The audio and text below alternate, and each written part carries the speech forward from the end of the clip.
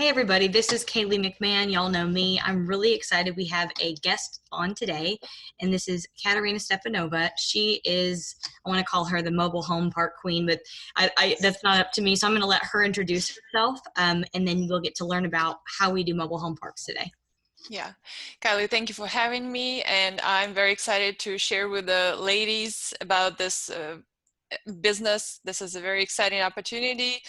Not many ladies are in this business, especially not the ones who are leading this business. I would say more on the background, just working the books and operations.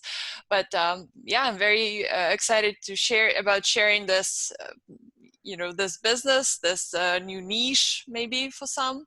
And I got started in this business a few years back after just trying to get my footing into real estate. And I first tried into turnkey buy and hold in Memphis, and I quickly realized that it's very much not scalable way of acquiring wealth and just cash flow and just getting to financial independence that all of us, strive for eventually.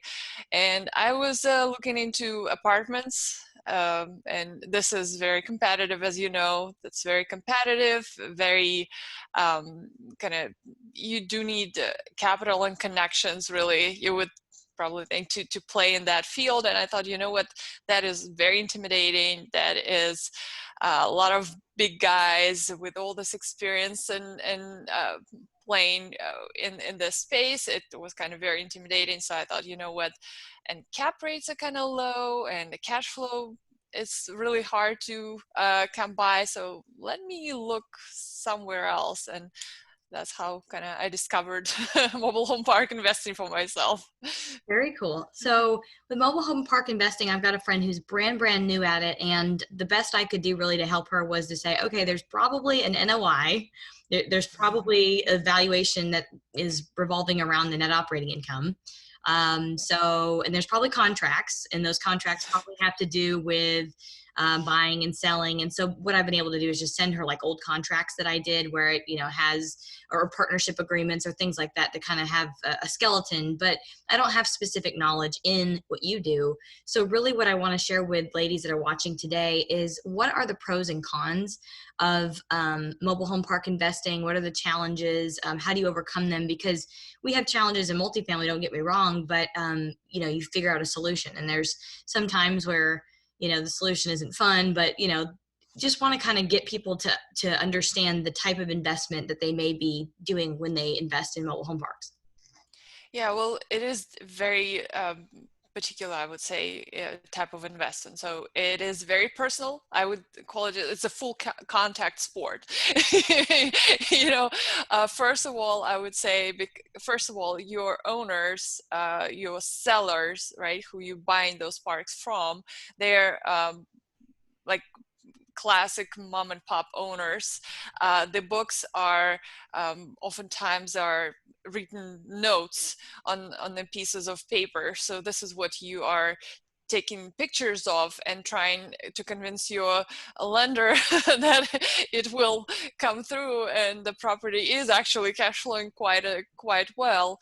And so I would say you definitely have to, this is one of the things that actually attracted me to this industry. It is very personable. It is full contact. It is less intimidating for those of us who may not have a lot of funds or contacts, because as you may guess by my last name, I am an immigrant. I've been in US for 14 years now, and I did not come with any family here. So you can work your way into anything. I just want to be clear, but something that was very personal and kind of, I could see myself doing is getting a connection, making this personal connection with the sellers so they can show me also how the business is run, explain things to me, the way they manage. Very often they will probably manage themselves. What we do right now with my partners, we have on-site manager for each property, and then we would do asset management, kind of the next layer of that.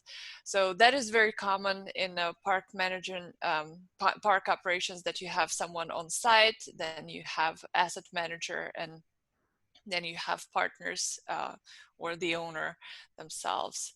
And one of the most probably difficult part of the business, as you may guess, this is financing, because the deals tend to be just the numbers wise a little smaller, and the lenders obviously like something that is the loan amount at least $1 million, and then it's not in the treasury market, but it's closer to the larger or in larger MSA or close to larger cities. So this is not the case in mobile home park business. This is oftentimes treasury, secondary markets, and yeah, and the loan amount and the management and the turnaround that it will require, it's definitely something that needs to be just be learned, being in this business. And this some of the things that I would say that's what attracted me to it.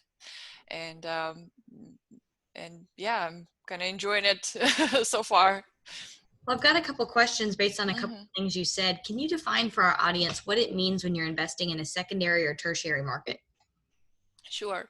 So, first of all, everyone, people need places to live. And if this is, if they happen to work in in a service industry, which most of our residents do, they still need the places. They won't be able to afford living in the cities, not that they really want to. So in the mobile home park, you normally would own a home, and you have a lot around it. So you actually have your little piece of land where you can grow a little garden, do whatever you really want. So that actually some people's preference. That's how they enjoy living, instead of trying to afford a stick-built home, which rents. Or this is the affordable housing in its purest form. Tenants normally would either just rent a lot from us and own their own home, or some will rent a home as well. So, but the lot rent across the United States are probably averages right now, it's around $325-$350, so cannot beat that. And treasury secondary markets, there are still people there, as long as economy is strong and vacancy is low and people are working. They need place to live, and we're right there, and they can get sometimes much greater value. I would say oftentimes they get much greater value rather than trying to live in somewhere, more of a city setting. And in the, like I'm in New York, like having people on top of you and all around you. So, it's definitely a benefit of living in a mobile home park community. Absolutely. So thank you for defining that. And then one other thing that you talked about was management, and you defined that there was an asset manager and then probably also a property manager. Is that how this works? Definitely an on-site manager. I cannot stress that enough. You need eyes and ears on the ground. We do have so far. I'm not saying like we won't make an exception going forward, but so far we always have our park managers living inside the park. So we would try and recruit someone from inside the park whose homes and whose lots are maybe looking the prettiest, the best maintained. So we would try to hire from within, and then those people will be our eyes and ears, and they will help us to just take care of the property, and we will take care of the admin and other things, and the turnaround projects planning, and yeah, things like that. Now, on that manager or management, have you ever run into a situation where there's issues with them living on site? For example, they start dating another resident. For example, they need like a restraining order against that person, or like, those kinds of things that happen. Or for example, if she's not, or he or she is not maintenance, but if there is a maintenance person on site, we've had that happen where, people won't leave them alone and they want to be left alone with their family sometimes, kind of the same thing. Do you ever deal with any of those types of situations? Yeah, that's you cannot avoid that. Things happen, people are people, and things happen. We just take them one at a time and handle them as best as we can.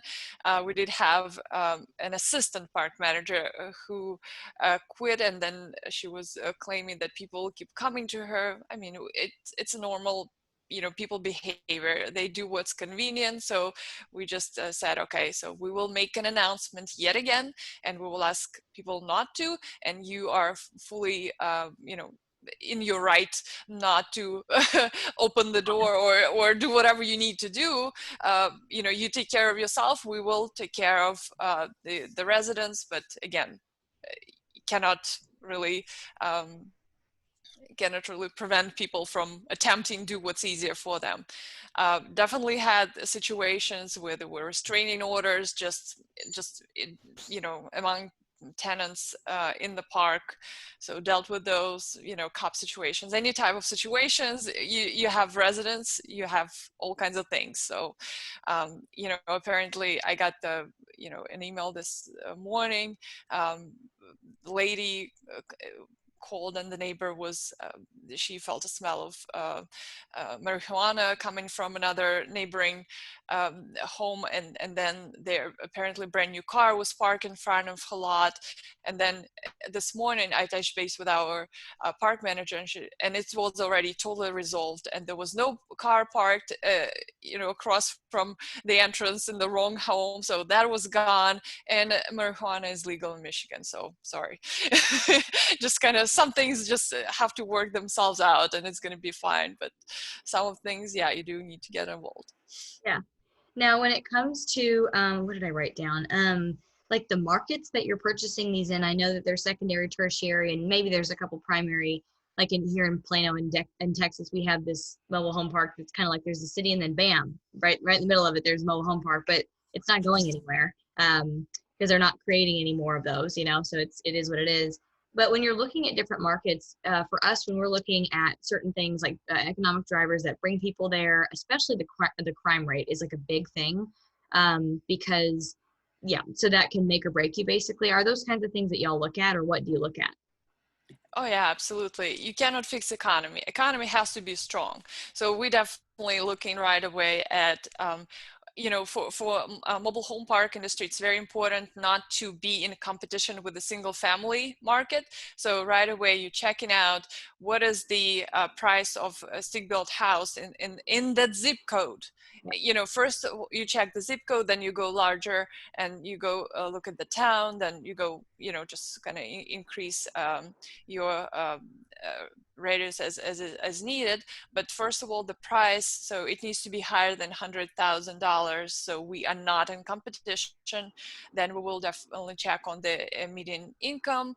Then we will check on we'll check on the population, the trends of the population. We'll check on employers, so it's not a single horse town.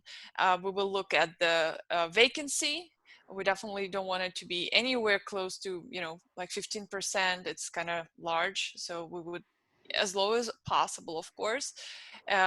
Medium income, as I was mentioning, we would like it to be close, like at least, maybe 40,000 ish. So that would be good for us. Obviously, the higher the better. And we would look at the rents. So we look at the studio rents, one bedroom rent, and just a very, very general rule of thumb, the studio rent, if you divide it by half, that will probably give you a very, very rough idea of what the lot rent in the area would be. That's a So good if nugget right there for all y'all listening. Yeah. so that would kind of give you a pretty good idea. you know, what you should be expecting and what the market is, and where you're going to be able to grow. So checking those factors, making sure that all checks out, then you can again look anywhere further. But that is the first thing we do, checking out the market. And these are properties usually in the tertiary secondary markets. They are so great cash flowing, just a strong economy, fully occupied. I cannot tell you again, the treasury market, um, you know, as mobile home parks are mostly located in those markets, the occupancy and the demand is so high. Like as long as the economy checks out and there is employment, I mean, you will never struggle for for money. That's for sure.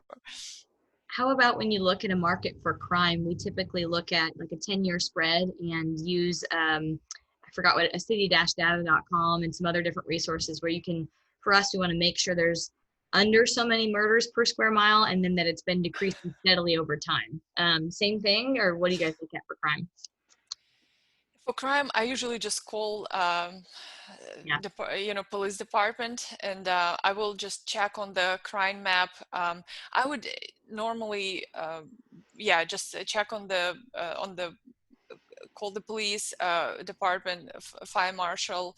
That's what I would usually do, and just also want to make sure that there are. I will check on sex offenders. So just make sure none in the park, because that is, yeah, that is a good thing to check right away, because not that they cannot be evicted, but you just want to know and put this the seller on notice, like this needs to be taken care of in case that is an issue. So That's an yeah, excellent but gold nugget. Thank you. yeah, but something that I just want to mention, this is, I think, one of the biggest misconceptions about mobile home park. Oh, there is crime, there are things going on. It can not be like further from the truth. You just try to walk through the mobile home park and not being spotted by at least like 10 residents who will immediately call park manager and say there is someone in the park.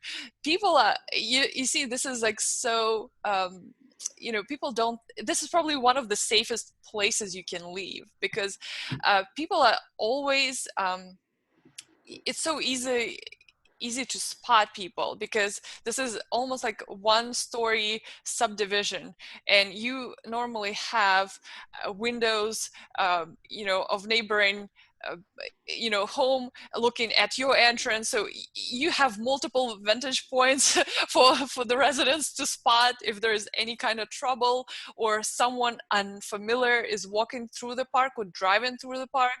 I cannot tell you, we were doing inspection, on-site inspection last week, and we so the park manager knew that we're coming, asset manager knew that we're coming. They met us, and there was my partner was walking through the park with them.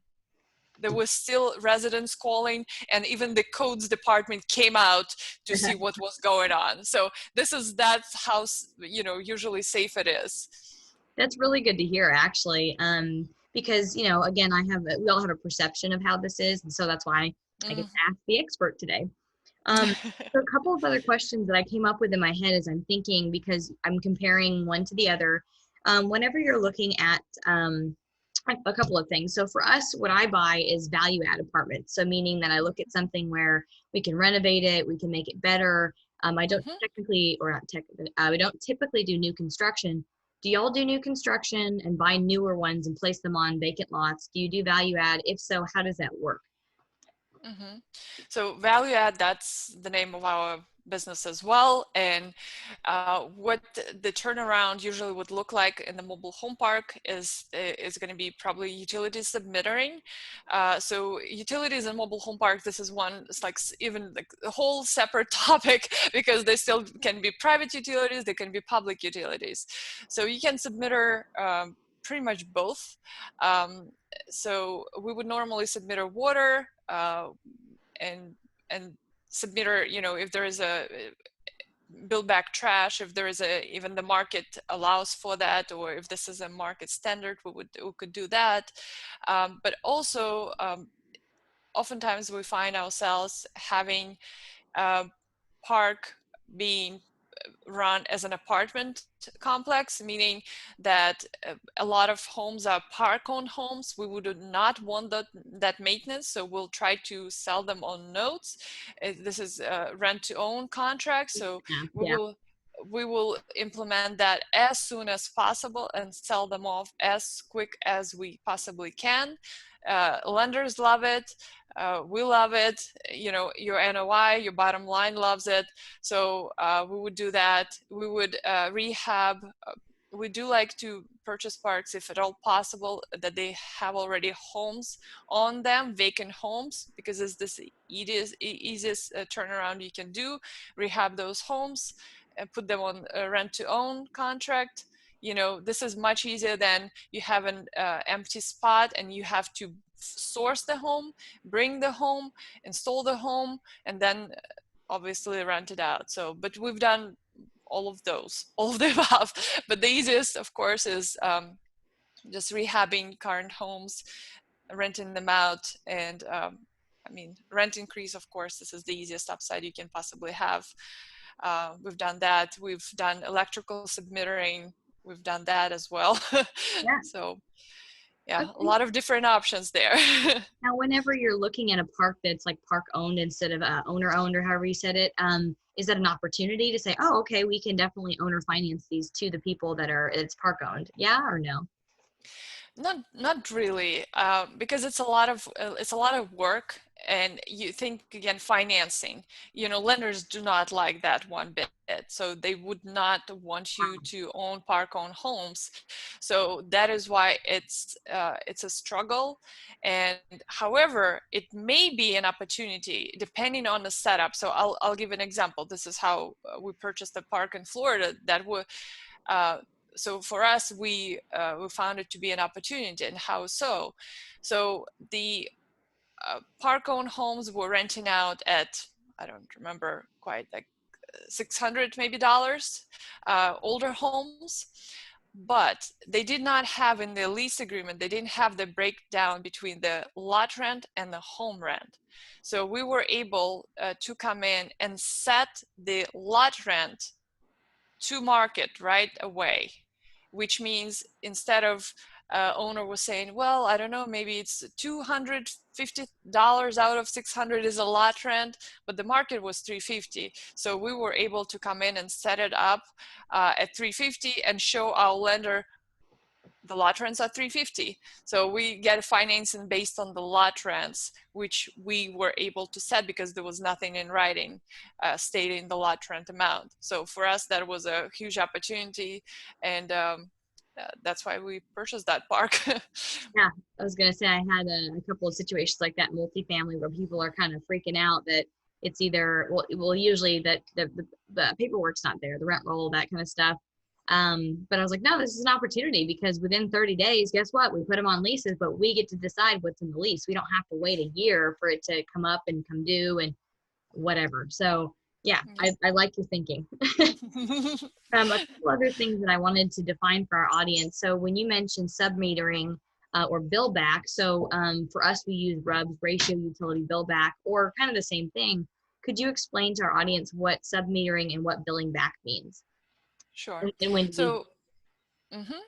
So bill back, we would, so bill back is, you know, normally it will be just trash. Of course, you want to straighten out all your expenses so nothing really goes through you. This is ideal scenario. But oftentimes we find that we may have to still be an intermediary between, you know, city, if we're talking about water, sewer, and the residents, or electricity and the residents. So you, of course, you want to take yourself out of the equation as much as possible in as many situations as possible. If it's in any case, your first step will be install the meters. So that's what you know, there are companies out there. We use Metron. They have a variety of water meters that we install. Their Wi-Fi. They read themselves pretty much and report you on any leaks. So it's very, very. Wow. It's only not only just good for environment and your bottom line, but you can also detect the tiniest little leaks in your lines instantly. It sends you a message, it sends you email, it sends you alert, it you know, brings to your attention. So it's perfect. So submetering, so the meters will go on each line, on each home, so we know exactly, and it feeds straight into the property management system. We use Rent Manager, so it syncs with Rent Manager, and then it synchronizes with this, so it appears on the monthly statements, and that's how it's being built. Smart. For example, with electrical submetering, this is a very tricky way of turning things around, and many will not do that. For us, we kind of had to do a lot of investigation, making sure this park with this type of setup will work. So I'm not saying, oh, electrical submetering, everybody is doing this. No, this is very rare, and not everybody is doing this, and not every time it's worth it. Okay, but we did it, and we were one of the reasons we did it because the electrical company said that's okay, we will read those meters ourselves, and you will be out of the equation. So we said, okay, great, let's figure out how much it's going to cost us. So we would just had to help them install infrastructure and just invest into pretty much setting up infrastructure for them, so then they can be reading those meters directly and billing our residents directly. Perfect. So, So that's smart ways to get money out of places that you're not getting it, or meaning billing back, like, hey, we're responsible for this bill. For us, we can bill back up to 80% of the total common bills back to the residents. So sounds like it's similar to that, but the submetering is a great thing if it's not already being done. Now, I wanted to ask, if I was a passive investor that was looking to invest in, say, like a syndication that is a mobile home park syndication, what are my risks, and what are the benefits of being a passive investor versus a general partner? well, you see, Kylie, we have only done joint ventures to date, and we were lucky that our partners from previous partnerships, previous parks, they were just with us, just rolling over into next deal and the following and so on. I would say at any type of deal that you do, either it's mobile home parks or multifamily apartments, anything, I think the principles are the key. If you know and you trust them, and you know how they do what they do, you invest in people, and you trust them, and I think that is your biggest due diligence that you ever do, right? The property itself, I mean, there is so much you really need to do to be able to assess it properly. It's almost overwhelming. So I would say if you know someone who you trust, I would just invest with them. Investing actively, it's a business. You run it, you own it, it's yours. The buck stops with you. So it's not for everyone, but certainly, I encourage people to learn as much as possible and talk to operators, and find out real life how they getting this accomplished, because it's a lot of work. It is hard work, it is rewarding, it's not for everyone. So I think when you find people you can trust, you maybe just invest passively and just enjoy just being involved in some way in the industry, because it's a great industry. It's affordable housing. You just you're doing the real service for the people, and definitely it has great cash flow. So yeah. Awesome. Thank you so much for your time today. Now, if any of our listeners or readers from this episode or this session with you want to reach out to you and figure out, okay, what are my next steps? How do I learn more information so I can feel comfortable investing, or maybe I have questions, how could they get a hold of you? Sure. Well, I think the easiest is probably through MHP Tribe group on Facebook. This is the group that I founded, I think, a couple of years back, and we have weekly calls with the community where we talk exactly about about the things that we were talking about. How do you do due diligence? How do you evaluate the park? How do you market? How do you find the deal and things like that? So that's what we discuss in there weekly. And probably that's the fastest way. Also for my team, our website is mhpteam.com. So it's very simple. And you can also, see the properties that we own, the parks, and kind of get an idea how they really like, what it really feels like to maybe live in the community. There are some pictures as well. So feel free to check them out, and I'll be happy to help in any way I can. I think it's a very exciting industry, and I'm absolutely certain it can definitely benefit from a woman touch, because love and care. Yeah, Yeah, I agree so much. Thank you so much for your time today on our show. And thank you so much for teaching our audience an ability to get comfortable with real estate investments that cash flow. I appreciate your time today. sure. Thank you very much. I appreciate it.